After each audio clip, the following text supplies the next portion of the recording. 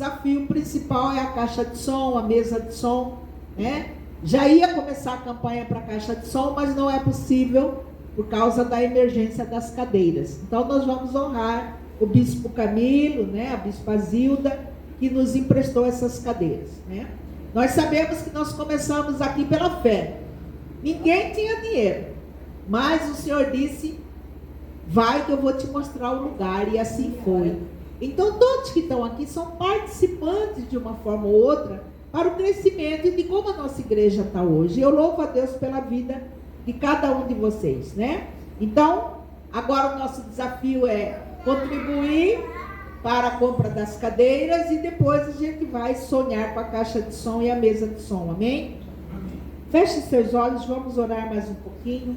Pai, em nome de Jesus, nós te exaltamos pelos teus feitos poderosos.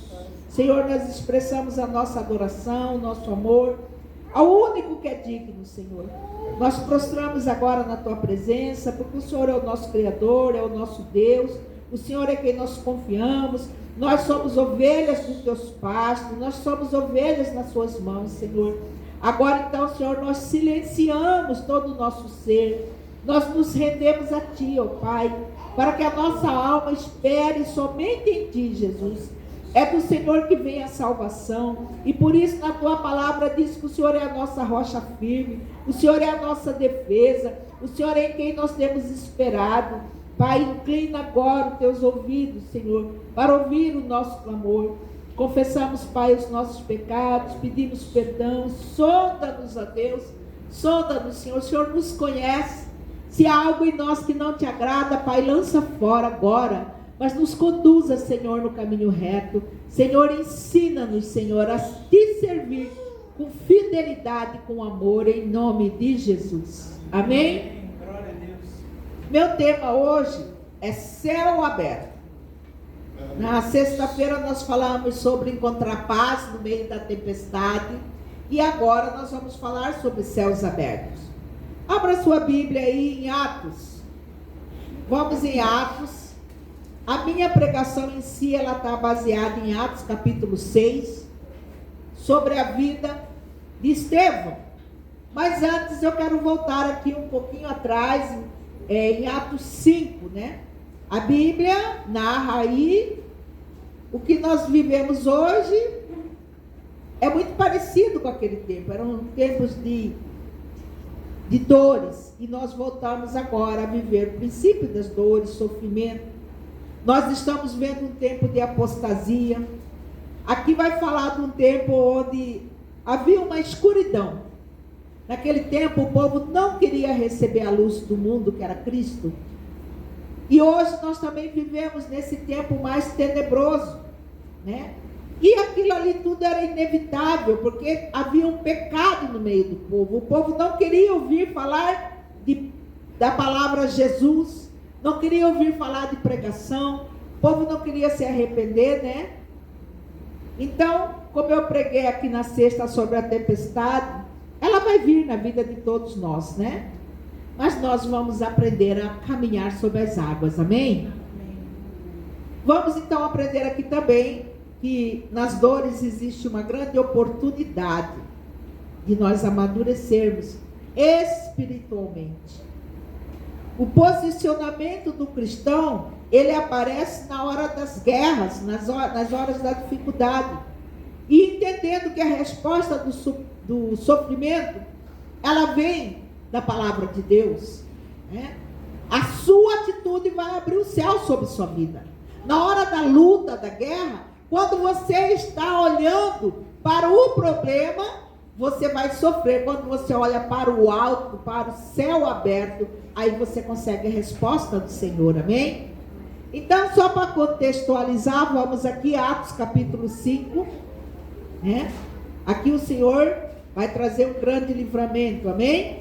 Vamos lá estudar um pouquinho sobre Atos 5, eu vou ler no capítulo 12. Aqui nós vamos ver um pouquinho antes, é Pedro e João, eles estão pregando, eles estão falando sobre Cristo. Jesus já havia morrido, e ainda se havia aquela dúvida de quem era Jesus. O próprio Sinédrio, a igreja, naquela época tentava negar a Jesus. E aqui no capítulo 5, do versículo 12, diz que Pedro e João estavam pregando. E diz assim, 12: e muitos sinais e prodígios eram feitos entre o povo, pelas mãos dos apóstolos. E estavam todos unânimes no alpendre de Salomão, na porta de Salomão. Eles não pregavam dentro da sinagoga, eles pregavam na porta da entrada, na praça, na frente da igreja. Ali eles pregavam e faziam sinais e maravilhas. Quanto aos outros, ninguém ousava ajuntar-se com eles, mas o povo tinha-os em grande estima. O povo sabia que eles eram perseguidos, então o povo tinha medo de ficar perto deles e tomar também. Mas o povo admirava muito aqueles apóstolos. 14. E a multidão dos que criam no Senhor, tanto homens como mulheres, cresciam cada vez mais. Veja bem, os sinais, os milagres faziam com que aquela igreja crescesse mesmo não tendo um teto. Ela acontecia na praça pública. 15. De sorte que transportavam os enfermos para as ruas e os punham nos leitos e em camilhas, para que ao menos a sombra de Pedro, quando este passasse, cobrisse alguns dele. Gente, quando Pedro passava, era tanto som, que a sombra dele curava as pessoas. As pessoas levavam os doentes na calçada, e a hora que ele passava, naquele final da tarde, aonde a sombra está mais longa, eles deixavam as pessoas para sentir a unção que estava na sombra daqueles homens. Olha que sobrenatural, olha que maravilha isso. Então havia cura, havia restauração. E aqui no versículo 16 diz assim: até as cidades circunvizinhas concorria muita gente a Jerusalém, conduzindo enfermos, atormentados de espíritos imundos, os quais todos eram curados. Não precisava ele nem abrir a boca, não precisava ele nem levantar a mão, só a sombra dele, aonde ele passava, acontecia. E aqui agora, no versículo 17, vai acontecer algo extraordinário. E levantando-se o sumo sacerdote, todos que estavam com eles, eram eles da seita dos saduceus, encheram-se de inveja. Ficaram com inveja por quê? Porque só a sombra de Pedro, João, curava, sem precisar nenhuma oração, só a presença do Espírito Santo que estava neles, havia cura. Então, esse povo que era da sinagoga, estava com inveja, estava com raiva, porque lá dentro da sinagoga estava vazia e o povo estava do lado de fora, acompanhando os verdadeiros seguidores de Cristo. Aleluia! E aqui nós vamos ver no capítulo 18. E lançaram mão dos apóstolos. Quais apóstolos? Pedro e João. E lançaram mão dos apóstolos e os prenderam na prisão pública. Mas de noite, glória a Deus, um anjo do Senhor abriu as portas da prisão e, tirando-os fora, disse: ide, apresentai-vos no templo e dizei ao povo todas as palavras desta vida. Então aqui o anjo abre a porta e fala: vai lá no meio do povo e vai testemunhar que eu livrei vocês. Sabe aonde você não encontra saída, onde você vê toda a porta fechada? O Senhor manda um anjo para abrir, amém? Recebe. Lá quando Paulo estava preso, eu peguei domingo passado, Paulo estava preso, o que Deus mandou? Um terremoto que sacudiu toda a cadeia e ela foi aberta. Aqui o Senhor manda um anjo especificamente na cela de Pedro e João e abre as portas e diz: ó, vai lá, volta lá no meio do povo e continua pregando, porque eu estou mandando. Esse é o próprio Deus, aleluia, amém? Então nós vamos entendendo aqui que tudo está na mão do Senhor. E aqui no versículo 28 agora diz assim: os fariseus, os saduceus que estavam atrás deles, já viram ele solto de novo e se assustaram. O que caras estão fazendo aqui na praça pregando de novo? E aí vão alertar eles novamente, versículo 28. Eu não vos alertei, quer dizer, não ameacei expressamente que não ensinasse nesse nome, e eis que encheste Jerusalém dessa vossa doutrina e quereis lançar sobre nós o sangue desse homem. Porém, 29, porém respondendo Pedro e os apóstolos disseram, mais importa obedecer a Deus do que aos homens. Então, ainda que o homem fale, eu não mandei você ficar quieto, ele está dizendo, ei, eu prefiro obedecer a Deus do que obedecer a sua ordem. Então, eles não tinham medo de confrontar, eles não tinham medo, eles sabiam que Jesus estava com eles, eles sabiam que eles aprenderam, e veja bem, eles não são tímidos. E aqui agora no versículo 30, Deus de nossos pais ressuscitou a Jesus, a qual vós matastes, suspendendo-os no madeiro. Quer dizer, aqui além dele ser solto, ele fala que ele não vai obedecer eles, mas vão obedecer a Deus. Agora ele confronta eles, olha, vocês mataram Jesus, vocês que fizeram isso. Versículo 32, e nós somos testemunhas acerca dessas palavras, nós e também o Espírito Santo que Deus deu àqueles que obedecem. Você quer o Espírito Santo ativo na sua vida? Obedeça. Você quer fazer sinais e maravilhas? Obedeça. O Espírito Santo é o mesmo que estava em Paulo e João, é o mesmo até hoje.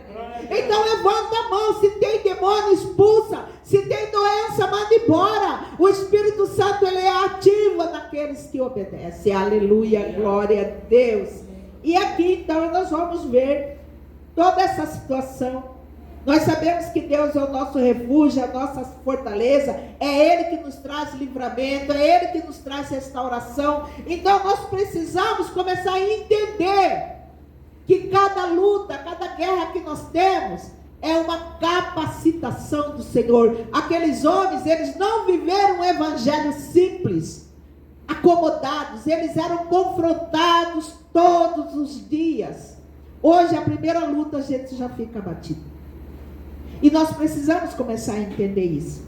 E agora eu vou entendendo que aqui no verso 34 até o 40, né, eu não vou ler aqui esse verso, mas vai dizer aqui que enquanto eles estavam conversando, confrontando ali, né, nós vemos aí o mestre chamado Gamaliel. Gamaliel, ele foi o discipulador de Saulo. Ele era um mestre da lei, ele conhecia muito bem a Torá, ele conhecia muito bem a palavra. E aqui ele está vendo toda essa situação, né? Naquela época Saulo ainda não era Paulo, mas ele era Paulo também conhecedor da palavra, né? Saulo ainda não tinha conhecido Jesus, ainda não tinha caído do cavalo, vamos dizer assim, né? E aí nós vamos ver Gamaliel dizer o seguinte: enquanto esses homens, fariseus, saduceus, estão querendo mandar eles parar de pregar Jesus, Gamaliel, ele era um homem sensato. Ele não agia pela emoção, ele tinha uma razão e ele tinha conhecimento da palavra. Então o que ele vai dizer aqui?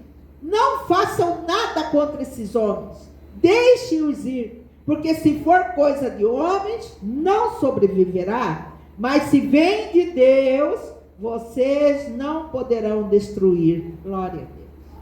Pois poderão estar levantando uma luta contra Deus. Olha o que Gamaliel fala. Ó, se Deus mandou fazer, e se for de Deus, vai viver, vai sobreviver. E a Bíblia está viva até hoje, amém? A história de Jesus está viva até hoje. Então aqui Gamaliel diz: olha, se vocês estão lutando contra esses homens, cuidado, vocês podem estar lutando contra o próprio Deus. Às vezes, amados, a gente vê algumas pessoas na prova porque Deus quer trabalhar, Deus quer quebrar o vaso e trabalhar mais uma vez, e a gente quer interferir. Podemos orar sim, orar assim: Senhor, sustenta a pessoa que está na prova, Senhor, ajuda a vencer a prova, mas nós não podemos entrar naquela guerra porque nós podemos estar lutando contra Deus. Então nós temos que interceder sim, orar sim, apontar caminho, mas não entrar na guerra, porque às vezes não é guerra, às vezes é um tratamento. Então nós vamos entendendo aqui agora, que a partir desse conselho do Gamaliel, né, o povo vai ficando um pouco mais tranquilo, mas poucos dias, né? Ele vai falar aqui então, que o que eles iam fazer? Versículo 40 diz que eles açoitaram. Eles não eram bonzinhos, né? Eles ouviram o que Gamaliel falou. Mas primeiro eles açoitaram e depois soltaram eles. Não, eu vou liberar você de novo, mas você vai ter que apanhar. Depois que você apanhar bem de chicote, aí eu mando você embora. Então pregar o evangelho naquele tempo era isso. Era pancada na cara, nas costas, era prisão. Hoje nós vivemos um evangelho muito, muito simples, muito básico, e muitas vezes nós não queremos nem pregar a palavra. Aqui eles não importavam consigo mesmo, eles queriam falar de Jesus, eles queriam falar do amor, eles queriam falar da salvação, só que eles, mesmo apanhando, eles não pararam, eles continuaram. Todos os apóstolos, todos os líderes, eles continuaram pregando as boas novas, e assim iam o número de cristãos aumentando. Quanto mais eles apanhavam, mais eles pregavam e mais a igreja crescia. E aí eu fico olhando aqui, né? Ser discípulo de Jesus é livre escolha. Se você aceitou Jesus, você escolheu. Só que a hora que você recebe Ele como seu Senhor, você não tem mais escolha não, a escolha é dele. Você vai servi-lo. Não sou mais eu que vivo, mas Cristo vive em mim. Então eu preciso começar a entender isso. Eu preciso obedecer à direção da palavra. E aqui nós chegamos na verdade.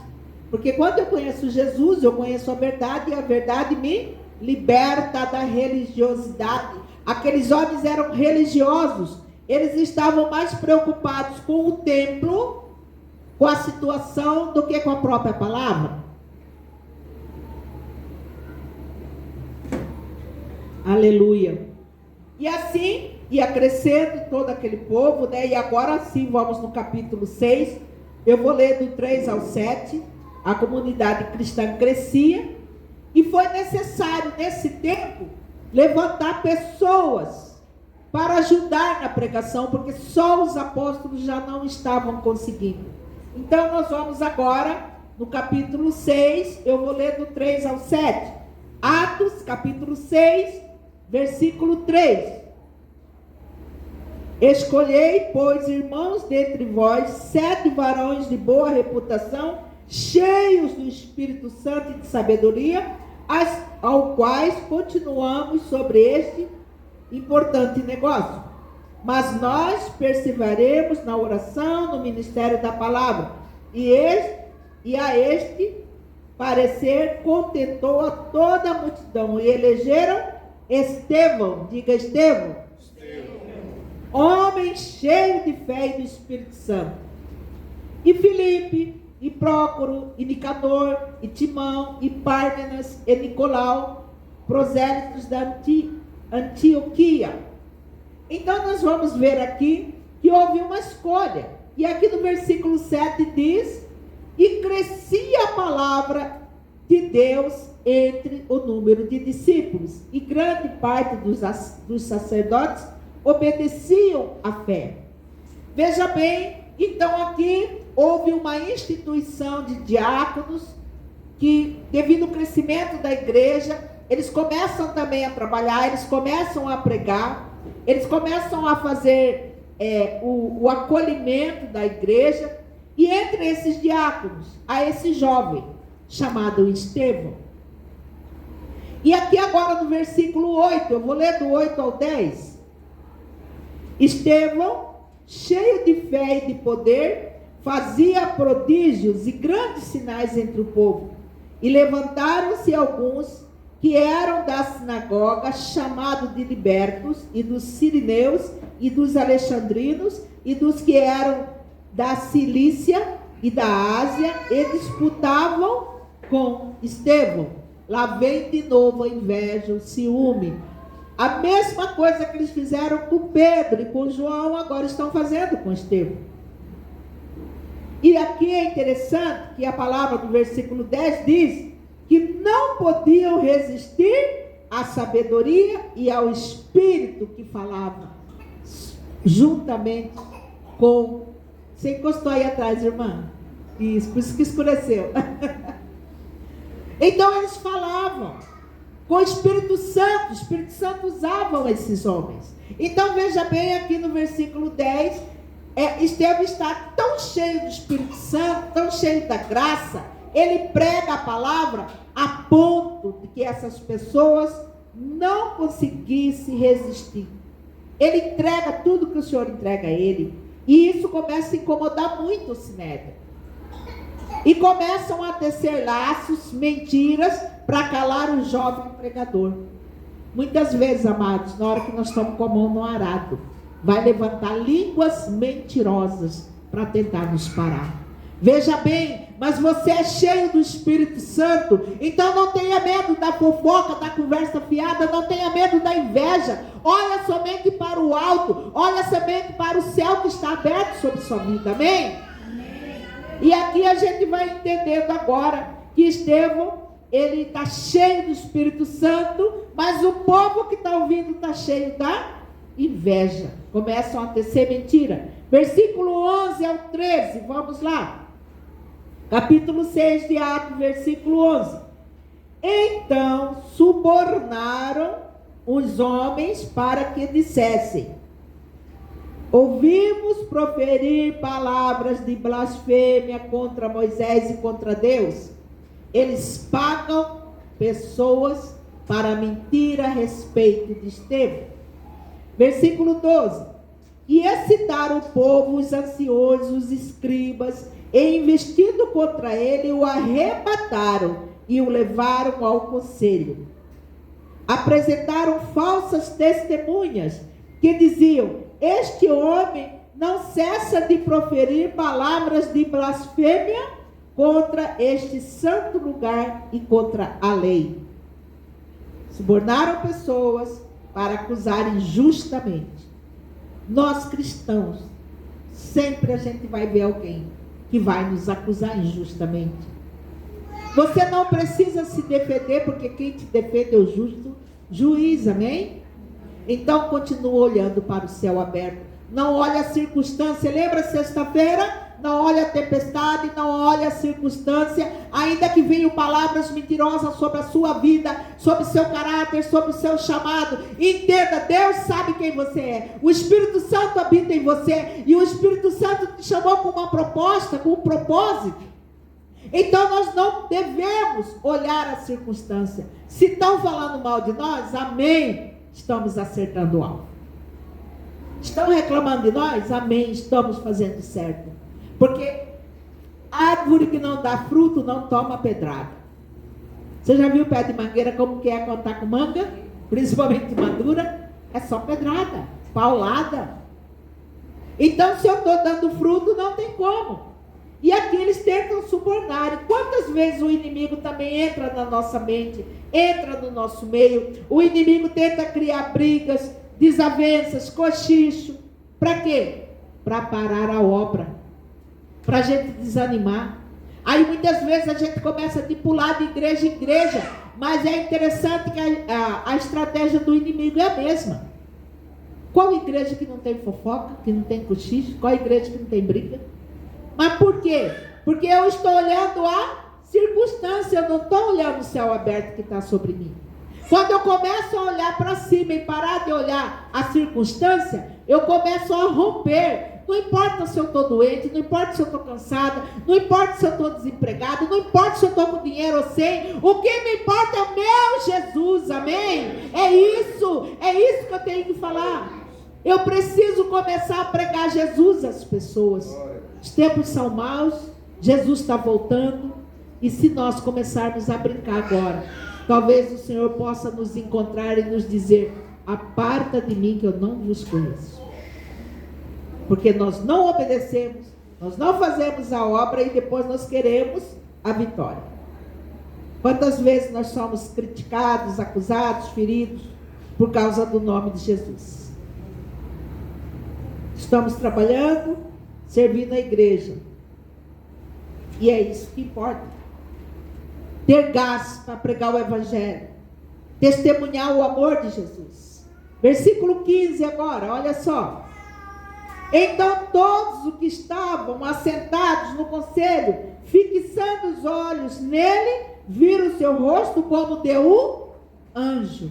Ele estava tão cheio de Deus, ele estava tão cheio do Espírito Santo, que todos que olhavam para ele, via a afeição de um anjo.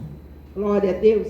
Estevão está cheio aqui agora. E eles não conseguiam resistir ao que ele falava. Porque ele está trazendo aqui um discurso cheio de coragem. Ele está trazendo algo extraordinário. Tudo que ele pregava era uma maravilha. Era um jovem com o rosto lindo, brilhante, cheio do amor de Deus, cheio do Espírito Santo. Ninguém conseguia resistir.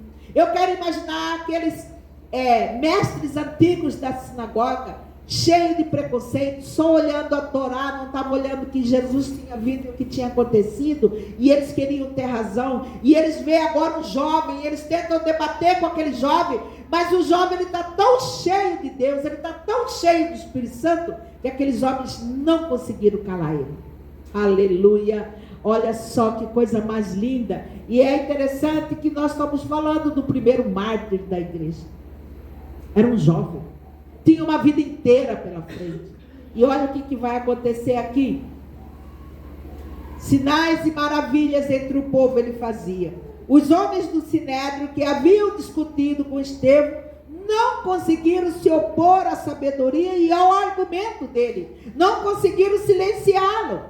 Estevão vai falar desde o Antigo Testamento até o Novo. Ele vai falar aqui no capítulo 7. Ele vai falar de todos os patriarcas. Ele vai falar desde Abraão até chegar em Davi, até em Salomão. E ele fala que ele pega um compêndio tudo no capítulo 7. Então aqueles homens percebem que não está falando com um jovem ignorante. Ele conhecia a palavra, ele foi ensinado na Torá, ele sabia sobre o que ele estava falando. E amados, entenda quando atacar cada um de nós, a palavra é nosso escudo e nossa espada. Então veja, quando vierem falar, questionar você, você tem a tua espada. Foi dessa forma que ele vai se defender. Ele vai fazer, enquanto estão acusando que ele está falando heresia, ele está aqui agora